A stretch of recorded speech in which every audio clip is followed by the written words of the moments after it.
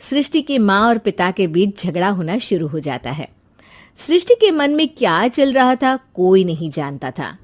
एक दिन, माँ, सृष्टि के लिए एक लड़का देखा है। वो लोग शाम को उसे देखने आने वाले हैं। और हाँ माँ, एक खुशखबरी, मैं और पापा मिलकर एक नया बिजनेस ट्राई कर रहे हैं। शाम को लड़का आता है, सांवले रंग का। सृष्टि को तो बिल्कुल भी पसंद नहीं आता।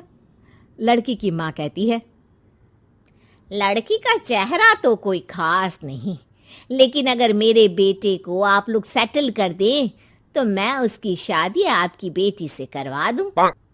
सृष्टि को लड़का बिल्कुल पसंद नहीं था। उसे भाई पर गुस्सा आ जाता है।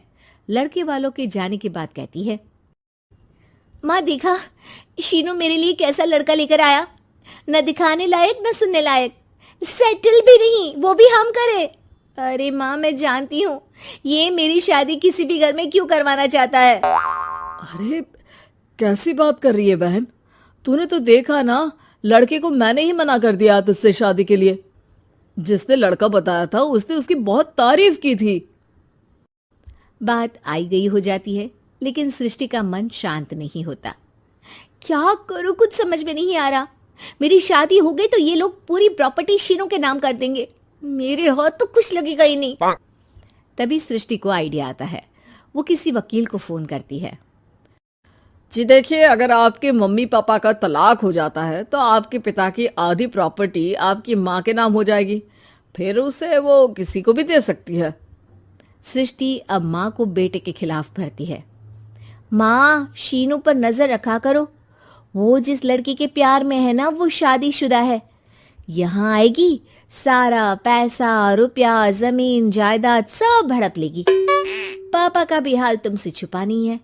ऐसा ना हो कि मैं और आप एक दिन सड़क पर भीख मांगे। हे भगवान, मैं तो जीते जी मर जाऊंगी अगर ऐसा हो गया तो। ऐसा हो गया नहीं माँ, ऐसा ही होगा। अभी समय है, आगे का सोच लो। मैं तो कहती हूँ पापा से आधी प्रॉपर्टी लेकर अलग हो जाओ। पापा की आधी प्रॉपर्टी भी हम लोगों को अगर मिल जाती है ना, तो अगले 7 जन्म सफल समझो। बेचारी माँ बेटी के कहने पर पति से तलाक लेकर अलग हो जाती है। सृष्टि अब पैसों से गाड़ी और अपने दूसरे महंगे शौक पूरे करने लगी।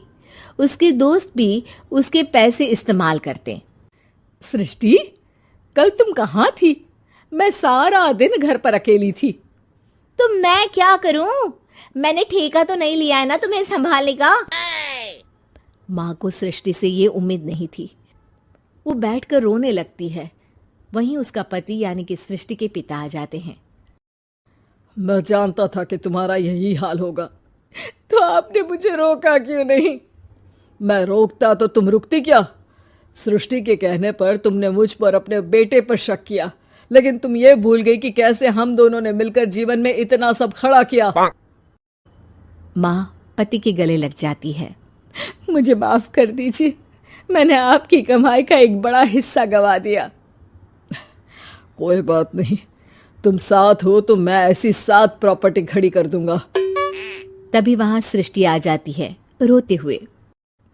माँ, मयंक ने मुझे छोड़ दिया। वो बोल रहा था जब तक मेरे पास पैसे थे तब तक ही वो मेरे साथ था। पापा, माँ, मुझे माफ कर दीजिए।